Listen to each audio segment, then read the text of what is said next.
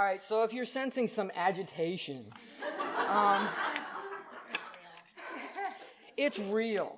And what it is many of you saw the memorial that Lauren did for our late friend Marty Keel, who founded Feminists for Animal Rights and who worked for years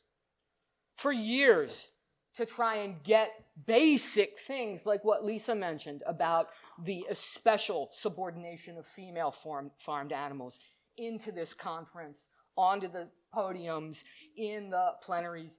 Lauren and I both skipped 1 year. I've gone 2 years, and we've gone backwards in terms of any attention at all to sex, any attention at all to race. And it's just very distressing. And I've been really thinking in terms of what I was going to say today about, well, why then?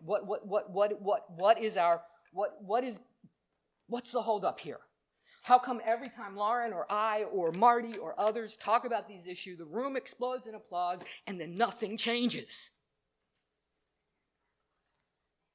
Because it's 4 o'clock on a Sunday. Okay, but let me think. I think I might know a little bit about why and what we can do, because this is really essential, okay? Back in the 70s,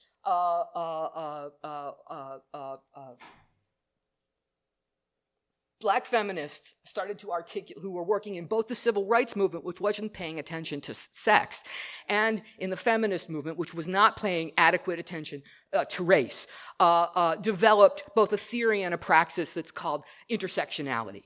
It's this idea.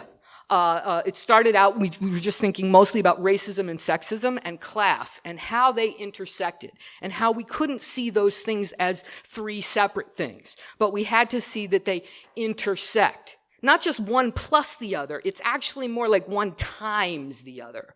They compound one another. Furthermore, they spring from the same roots. They not just use the same tactics, but they have the same patterns of thought and patterns of behavior behind them, okay? And so first, it was Black feminist scholars like Kimberly Crenshaw who articulated this idea of intersectionality. It was mostly around race, sex, and class, some attention to sexual orientation. Now, before we move on to how we extend that out, a key piece of this is that when we understand the intersection of oppressions, what we understand is that almost all of us, except for outliers on one end or the other, almost all of us are in some kind of mixed position on the matrix of oppression. Y'all were shouting out when Lisa asked you to. And so when we start to think about race and sex and class and sexual orientation and disability and immigration status, and we could go on, then, and we think about it, we find out that almost all of us are in some degree in the oppressed position on one or another of our identity constructs, and in the oppressor position in the others. And it is very difficult to acknowledge this side of it when you're on the upside, right? You're keyed into the ways that you're exploited. You're keyed into the ways that you're oppressed. It's much more emotionally difficult to acknowledge the ways that you have privilege you didn't earn, to acknowledge the ways that you, whether or not you explicitly engaged in some oppressive behavior, are enjoying the fruits of it just by virtue of having been born into a particular category. Very difficult to wrestle with this. I think that's a piece of what's going on here.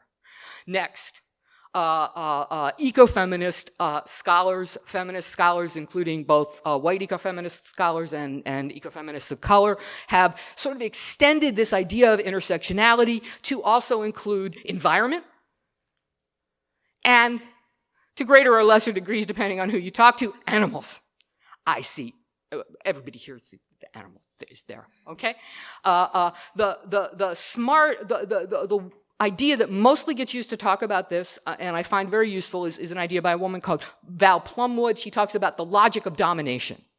And what she talks about is how these, so it's not just that all these things intersect, but that they're structured in the same way. And in Western culture, which the European conquest of the Americas and Europe and Asia and the ongoing neocolonialism has spread around the world. The Western mindset is based on these dualisms. Male and female, and male's better than female. It's all these dualisms, they're opposite each other, and one's better than the other. Male and female, white and non-white, human and animal, nature and culture, culture and nature, reason and emotion, spirit and body.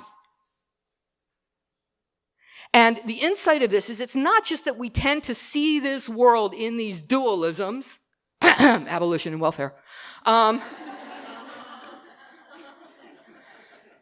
not just that we tend to see the world in these dualisms that are factually inaccurate and set the stage for subordination, but that the things on each side of the equation get linked to each other. And so white males are presumed to be more rational. Women are presumed to be more emotional. People of color have variously been attributed various characteristics that are closer to nature. If you want to put down some group, whether it be women or an ethnic group or a racial group, you call them animal names. Yes? So the idea is that this is this web, but not a good kind. And again, that we're all in this mixed position.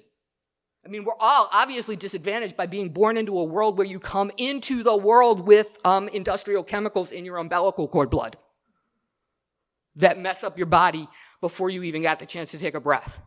So we're all obviously disadvantaged from this.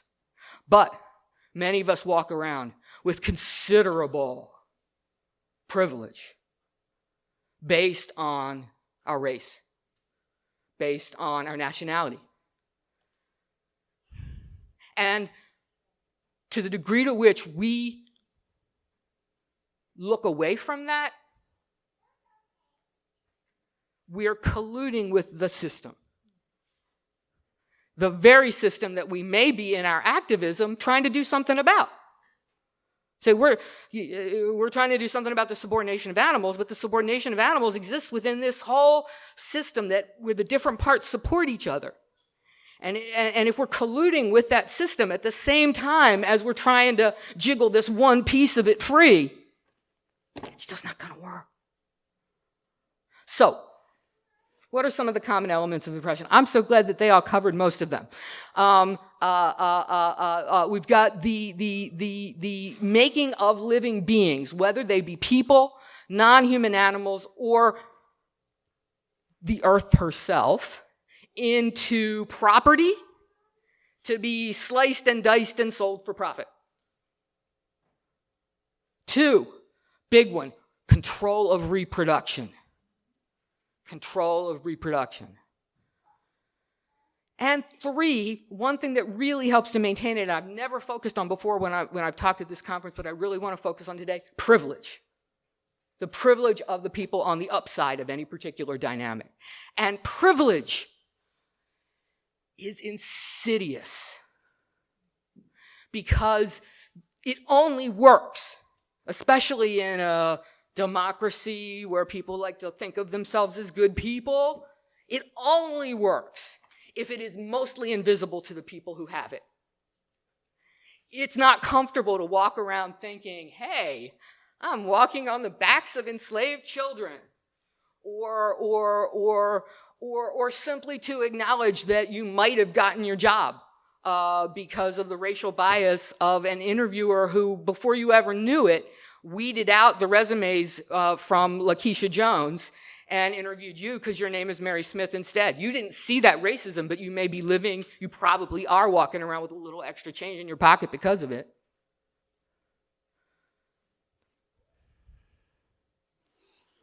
So, what I'm here to tell you, particularly on the issue of race, because that just doesn't get talked about enough here, is I'm really sorry to tell you this, but if you're white, and you've not made a serious effort to figure out the role that white privilege plays in your life, you've got some sleepless nights ahead of you. And if you approach the process with the same authenticity that you approached divesting yourself of species privilege, it will be anguishing. You will start to see things you didn't even realize before. But you can do it because you did it already with regard to animals. You can do this. It is not easy. It is sickening. It is revolting. You will feel physically ill. But you must. You've done it, and I know you can. I know you can. So what I'm here to say. And here's another thing that makes it harder. So it's hard for everybody because it is literally revolting. I remember when I went through this period of confronting white privilege, I felt like I was poisoned when I was walking around for it had to be 6 months. But it's even harder for animal advocates. Native American scholar, activist, and vegetarian Andrea Smith has a really smart thing that she talks about in terms of how come white animal advocates have such a hard time on race. And it's this. She says, and she's right, that white animal advocates, no, all animal advocates, we tend to identify with whoever we're advocating for, yes? In most social justice movements, we're advocating for ourselves, right? Queers are advocating for themselves, etc. Some people do solidarity work. But animal advocates are advocating for animals, and we tend to identify with those animals. And the animals, as Lisa pointed out, they're the only ones who aren't oppressing anybody else, right? And so the animal advocate comes to feel like they're in that position of the most oppressed who isn't possibly oppressing anybody else. Does that make sense? Right? And so, you know, what you just have to remember, is no, you're not a hen in a battery cage.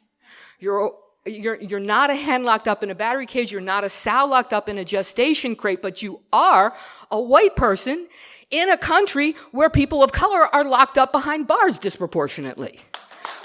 Both are true.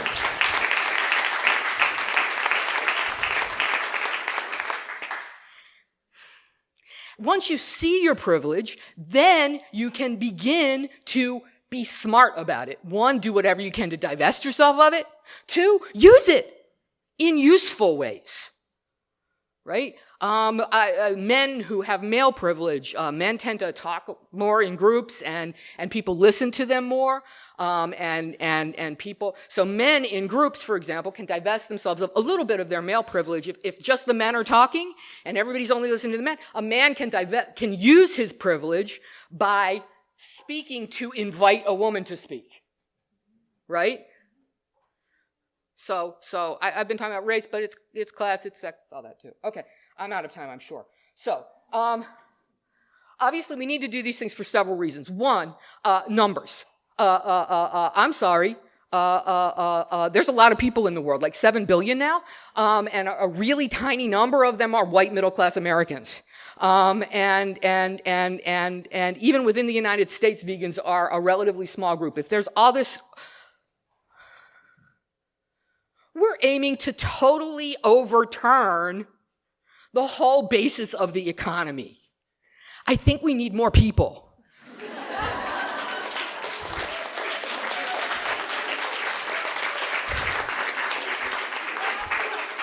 And so paying attention to these things will help us to get more people, not to get more people, to be more people.